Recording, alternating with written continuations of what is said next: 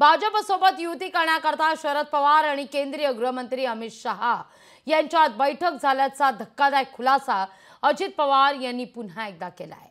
अदानींच्या या मध्यस्थीच्या बातमीनं राजकीय वर्तुळात ऐन निवडणुकीत मात्र वातावरण तापलंय।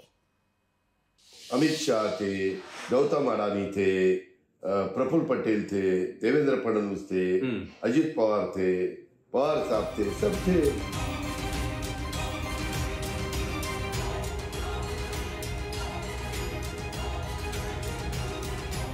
शरद पवार अमित शहांच्या बैठकीत गौतम अदानी, दादांचा गौप्यस्फोट बैठकीच्या चर्चा, दादांच्या मुलाखतीनं महायुतीची अडचण, सरकार पाडण्यासाठी गौतम अदानींचा वापर, भाजपसोबत युती करण्यासाठी शरद पवार आणि केंद्रीय गृहमंत्री अमित शाह यांच्यात बैठक झाल्याचा धक्कादायक खुलासा अजित पवारांनी पुन्हा एकदा केलाय।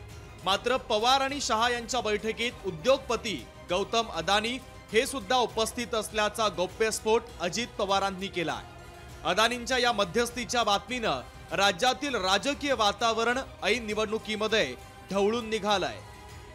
ही मुंबई हा महाराष्ट्र हा त्यांना गिळायचा आहे, विकत घ्यायचा आहे, ओरबाडायचा आहे आणि म्हणून नरेंद्र मोदी अमित शहा यांनी आधी शिवसेना तोडली, त्यासाठी अडाणीचा वापर केला हे खुद्द त्यांच्या सरकारमधले उपमुख्यमंत्री अजित पवार सांगतायत। शरद पवार यांनी पक्ष फोडला की गौतम अडाणीने पक्ष फोडला हे तुम्ही अजित पवारांना विचार। अजित पवारांच्या गौप्यस्फोटानंतर राज्यात सरकार पाडण्याच्या मुद्द्यावरून पुन्हा राजकीय आरोप प्रत्यारोपांच्या फैरी झडू लागल्या। विशेष म्हणजे अदानींच्या मुद्द्यावरून भाजप आणि शिवसेना महायुतीला टार्गेट करणाऱ्या महाविकास आघाडीला तर आयतं कोलीत मिळालंय।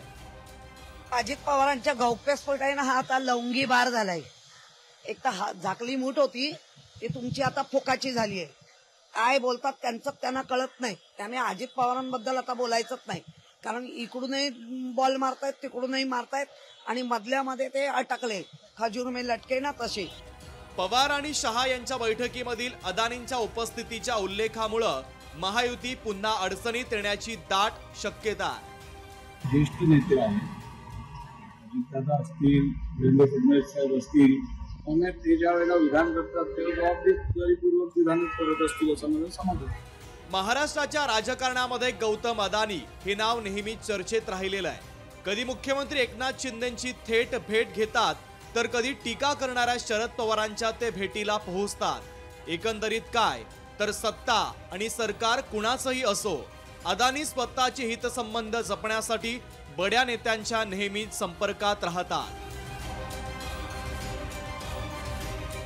चेतन ननावरेसह ब्युरो रिपोर्ट, लोकशाही मराठी, मुंबई।